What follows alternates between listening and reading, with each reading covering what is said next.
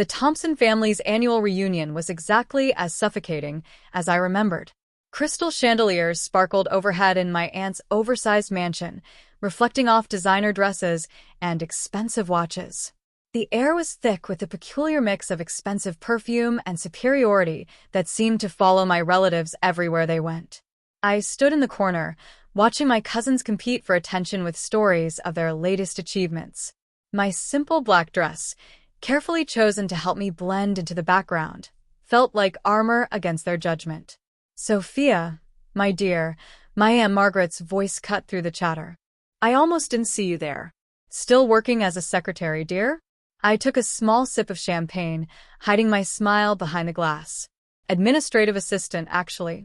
"Oh," she raised a perfectly manicured eyebrow. "Still at that little consulting firm? What was it called again?" "Peak Solutions," I replied quietly. My cousin Daniel, fresh from making partner at his father's law firm, couldn't resist joining in. "Come on, Sophie, I could get you a real job. Something with actual career potential." I thought about the stack of contracts waiting for my signature back in my office, my real office, not the carefully maintained cover I showed the world. "I'm happy where I am, thanks." "Happy?" Aunt Margaret's laugh could have cut glass. "Darling, you're wasting your potential. Your cousins are all executives, partners, real business people, and you're still pushing paper for someone else. If only they knew that someone else was me." The story of how I built my empire in secret started 10 years ago in this very house. I was fresh out of business school, armed with an MBA and a revolutionary idea for restructuring failing companies. I'd spent months perfecting my pitch, convinced that my family's vast business connections would help launch my career. Instead, they laughed. "Consulting?" Uncle Thomas had scoffed. "Leave that to the big firms, girl. Join the family business. Start in the mailroom. Work your way up like everyone else." Everyone else meant my male cousins, of course. The Thompson family's idea of success was strictly defined and strictly controlled. They built their fortune through a network of companies, each headed by a carefully chosen male heir. Women were expected to marry well or take subordinate positions, nothing more. That night, I made two decisions that would change everything. First, I would build my own company without their help or knowledge. Second, I would make them regret every dismissive word. Peak Solutions began in a tiny office above a Chinese restaurant. My savings covered the rent, barely, but I had something more valuable than money. I understood how companies worked, how they failed, and most importantly, how to fix them. My first client was a small manufacturing firm on the verge of bankruptcy. The owner had been turned down by every major consulting firm in the city. I spent 3 months restructuring their operations, streamlining processes, and negotiating with creditors. 6 months later, they were profitable again. Word spread quietly through business circles about the mysterious consulting firm that could save dying companies. I hired carefully, choosing people who shared my vision and my discretion. Every employee signed ironclad NDAs. My name never appeared on any public documents. I was simply the CEO. As Peak Solutions grew, I maintained my cover as a low-level employee. I kept the tiny office above the restaurant, even as we expanded into a sleek downtown headquarters. When family members asked about my job, I described mundane administrative tasks, watching their eyes glaze over with disinterest. The deception wasn't just about pride, it was strategy. The Thompson family's business empire was built on acquiring struggling companies at rock-bottom prices. My firm's specialty was saving those same companies before they became vulnerable to hostile takeovers. We worked in the shadows, quietly thwarting my family's predatory practices while building our own success. Now, 10 years later, Peak Solutions was one of the most influential consulting firms in the industry. We had offices in 12 cities, a client list that included Fortune 500 companies, and a reputation for turning failing businesses into success stories. And not one of my smirking relatives had any idea. "More champagne, dear?" Aunt Margaret's voice yanked me back to the present. "Though perhaps you should stick to water. I imagine your salary doesn't leave much room for expensive tastes." I accepted the champagne with a practiced smile. "Thank you, Aunt Margaret. How's Uncle Thomas's new acquisition going? Carter Manufacturing, wasn't it?" Her smile faltered slightly. There have been some complications. Nothing Thomas can't handle, of course. What she didn't know was that those complications were my doing. Carter Manufacturing had been a target of my uncle's hostile takeover attempt. They'd reached out to Peak Solutions 3 months ago, desperate for help. Now they were implementing our restructuring plan, their stock price was rising, and Uncle Thomas's attempt to seize control was falling apart. I heard they hired some consulting firm, my cousin Daniel added. Probably throwing good money after bad. Those consultants are all the same big promises, no results. I hid another smile. Peak Solutions' fee for saving Carter Manufacturing was more than Daniel would make in 5 years at his father's firm. Oh, which firm? Peak something? He waved dismissively. Nobody important. Dad says their CEO won't even show their face. Probably some trust fund kid playing at business. My phone buzzed in my clutch, a message from my actual assistant. Emergency meeting tomorrow, 9 a.m. Thompson Enterprises representatives requesting merger discussion Carter Manufacturing. Urgent response needed. I scanned the message twice, realization dawning. They were finally admitting defeat with Carter Manufacturing. After failing to acquire the company, they were now seeking a merger, which would require approval from Carter's consulting firm, my firm. Tomorrow morning, my family would walk into a meeting expecting to strong-arm their way into a merger. Instead, they would find themselves facing the secretary they dismissed for the past decade. Except I wouldn't be bringing coffee. I would be sitting at the head of the table. "Everything all right, dear?" Aunt Margaret asked, noticing my expression. I finished my champagne and gave her my brightest smile. "Perfect, actually. I should head home. Early meeting tomorrow." "Oh. Taking notes for someone important?" "Something like that," I replied, already planning what I would wear. Something exactly like that. The next morning, I stood in my private elevator, ascending to Peak Solutions' executive floor. Gone was the simple black dress from last night's reunion. Today, I wore a tailored Chanel suit in deep navy, a power color for a power move. My assistant, Lily, waited at the elevator doors with a tablet and a knowing smile. The Thompson Enterprises team arrived early, she reported as we walked. "Your uncle seems particularly anxious to meet Peak's CEO." "I'm sure he is." I checked my reflection in a glass wall. "Perfect. Are they in the main conference room?" "Yes, along with Mr. Larson from Carter Manufacturing." Lily's eyes sparkled with anticipation. "Your cousin Daniel is there too." Apparently, he insisted on handling the legal aspects personally. I smiled, remembering Daniel's condescending offer of a real job just yesterday. "Who else from the family?" "Your Aunt Margaret came as moral support, though she's not officially part of the meeting. And your cousin William. He's representing Thompson Enterprises' finance department." A perfect audience. I checked my watch. 8:57 a.m. "Have they been offered coffee?" "Your aunt complained that there was no one to serve it." Lily's grin widened. "I told them the administrative assistant would be in shortly." I almost laughed. For 10 years, I'd played the role of invisible support staff whenever family members visited the office. They never looked closely at the quiet woman who brought their coffee or took their coats. It had been the perfect cover. "Give me 2 minutes," I said, "then bring in the contracts." I could hear voices through the conference room's heavy doors, my uncle's authoritative tone, Aunt Margaret's sharp laugh, Daniel's smarmy commentary. Taking a deep breath, I pushed the doors open. The conversation stopped abruptly. My uncle sat at one end of the long table, apparently having assumed the power position. Daniel and William flanked him, both in expensive suits that screamed family money. Aunt Margaret perched nearby, examining her manicure with practiced disinterest. Mr. Larson from Carter Manufacturing sat alone on the other side, looking uncomfortable. Finally, Aunt Margaret sighed. "We've been waiting for coffee for—" She stopped, really looking at me for the first time. "Sophia, what are you wearing? And why aren't you carrying coffee?" I walked calmly to the head of the table, the seat directly opposite Uncle Thomas. "I don't serve coffee anymore, Aunt Margaret. In fact, I never really did." "What is this?" Uncle Thomas demanded. "Where is Peak CEO? We were promised a meeting with the actual decision-maker." "You have been." I sat down, enjoying the confusion on their faces. I am the CEO of Peak Solutions. I have been since I founded the company 10 years ago.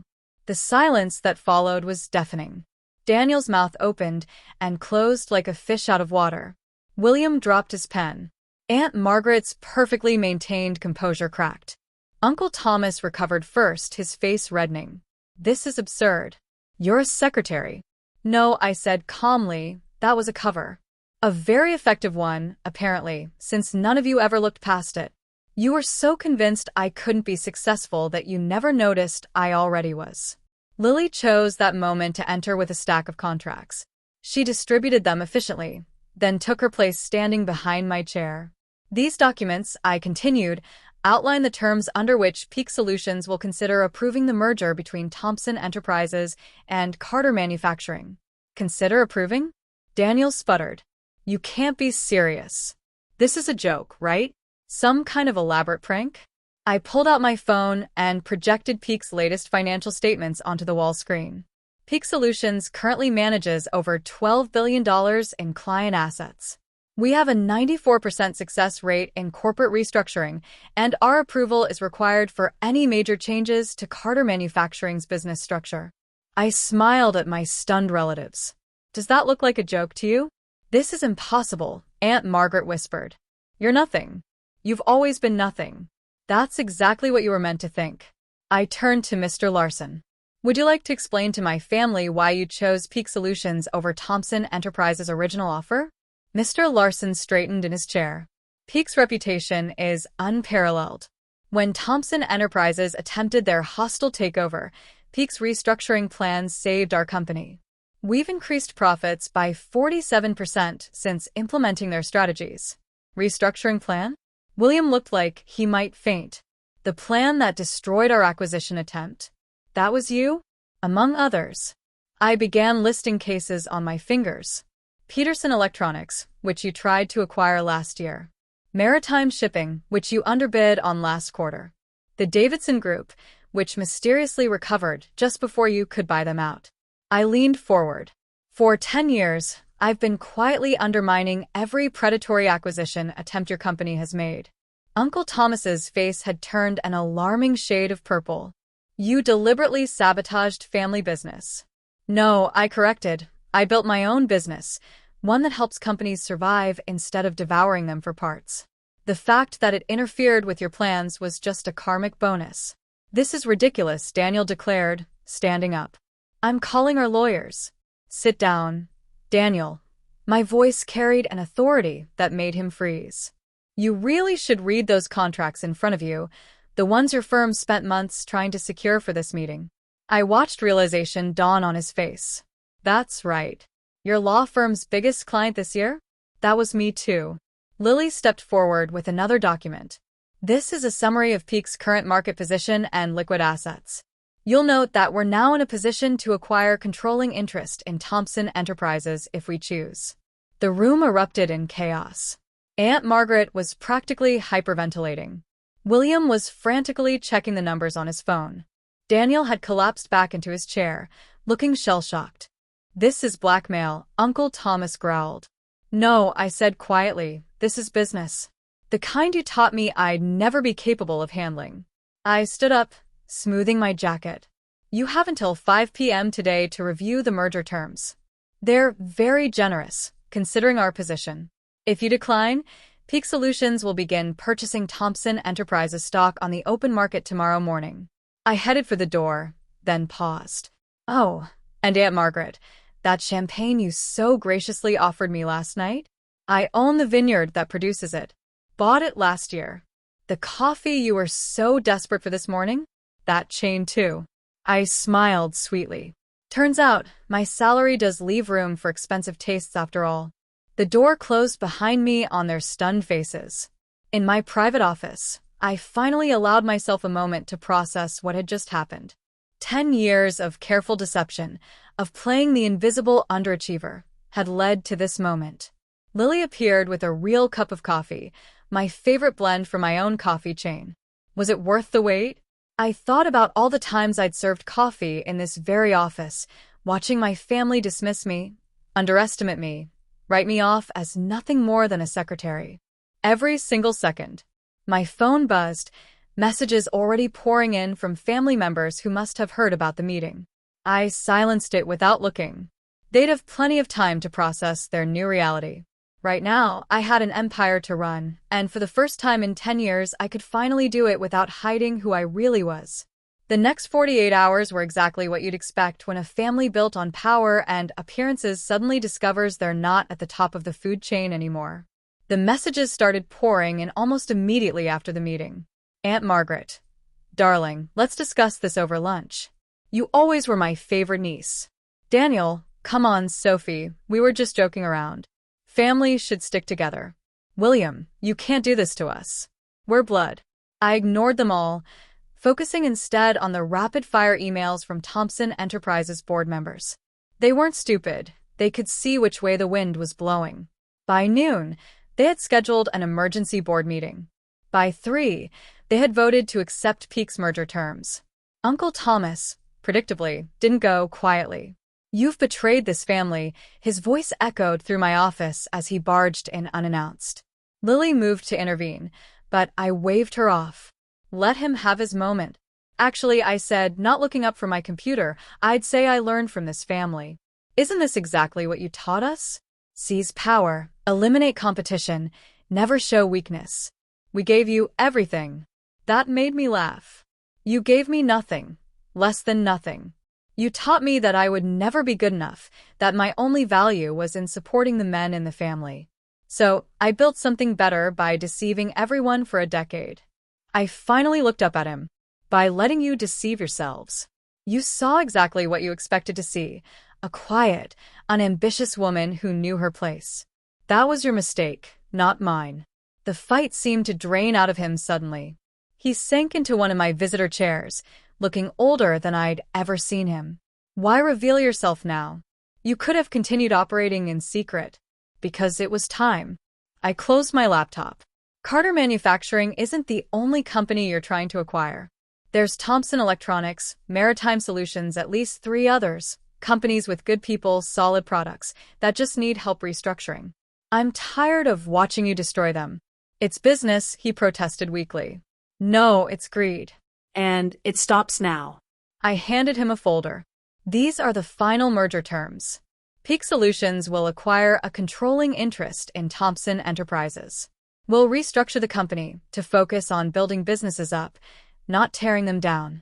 You can stay on as a consultant if you accept the new direction. If not, your golden parachute is outlined on page 3. He opened the folder with trembling hands. You thought of everything. I learned from the best. I smiled without warmth, though not in the way you intended. After he left, Lily brought in a stack of newspapers. Peak's revelation was already making headlines. Secret CEO revealed. How one woman built a billion-dollar empire in secret. Thompson family shocked. The hidden success story they never saw coming. My phone buzzed again, this time with a message that actually mattered. My mother, who had divorced Uncle Thomas's brother years ago and distanced herself from the Thompson family's toxicity, had sent a single line. I always knew you would show them. The next few weeks were a whirlwind of changes. Thompson Enterprises board enthusiastically embraced Peak's new direction. Their stock price jumped 40% on the announcement of the merger. Companies that had feared the Thompson name now sought partnerships. The press couldn't get enough of the story. Aunt Margaret tried to spin it as a heartwarming family success story. We always knew Sophia had potential, she told one reporter. This just proves that the Thompson spirit of entrepreneurship runs in the blood. I responded by releasing archived video of last year's family reunion, where she had spent 20 minutes explaining to everyone why I would never amount to anything. The footage went viral. She stopped giving interviews after that. Daniel attempted damage control in his own way, claiming he had been in on it all along. Unfortunately for him, too many people had witnessed his shocked face in that conference room. His law firm's other clients began questioning his judgment. Within a month, he was quietly asked to take a leave of absence. William adapted the fastest, approaching me with a business proposal just 2 weeks after the revelation. We could dominate the market together, he suggested over an awkward lunch. The Thompson Peak Alliance would be unstoppable. That's not what Peak Solutions is about, I told him. We don't dominate. We elevate. The real changes came in quieter moments. The young intern who tearfully thanked me for showing her that success didn't require compromising her principles. The female executives who started reaching out, sharing their own stories of being underestimated. The business schools that invited me to speak about building ethical success in a cutthroat world. 3 months after the revelation, I stood on a stage, accepting the Business Innovation Award. Looking out at the audience, I saw my mother sitting in the front row, beaming with pride. Behind her sat several of my former administrative assistants, all women who had helped maintain my cover while building their own careers within Peak.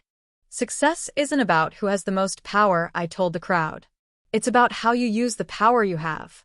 For 10 years, I played a role that made powerful people underestimate me. I could have revealed myself sooner, but I chose to wait until Peak Solutions was strong enough to create real change. The applause was thunderous, but the real satisfaction came later that evening. I was working late in my office when Lily brought in an interesting piece of news. Uncle Thomas had just announced his retirement. His resignation letter included an unexpected paragraph. My niece taught me that true business success isn't measured in acquisitions or assets, but in the positive impact we create. I regret that it took losing control of my company to learn this lesson. I leaned back in my chair, thinking about the long game I had played. 10 years of careful planning, of swallowing pride and playing small, had led to this moment. Peak Solutions wasn't just successful, it was changing how business was done. The next family reunion would certainly be interesting. I planned to host it myself in Peak's main conference room, the same room where I had served coffee countless times, watching and waiting for the perfect moment to show them who I really was. Lily knocked on my door. Your 4 p.m. is here. The CEO of Thomson Electronics, the company your uncle was trying to acquire. I smiled. Show them in. And Lily, bring coffee for everyone. The good stuff from our chain. As I stood to greet my visitors, I caught my reflection in the window. No more hiding, no more playing small. I had built something remarkable, not despite my family's dismissal, but because of it. They had taught me that power doesn't always look like what people expect. Sometimes it looks like a quiet woman in a simple black dress, serving coffee and taking notes while building an empire right under everyone's nose. The tabloids called it revenge. The business papers called it strategic genius. But for me, it was simply justice, served one corporate takeover at a time, with a side of perfectly brewed coffee. And somewhere in a small office above a Chinese restaurant, my original desk still sits. I keep it as a reminder that success doesn't always wear designer labels or demand attention. Sometimes it works quietly, patiently, building something extraordinary while the world looks the other way. That's the real secret to success, not the power you show, but the power you build when no one's watching.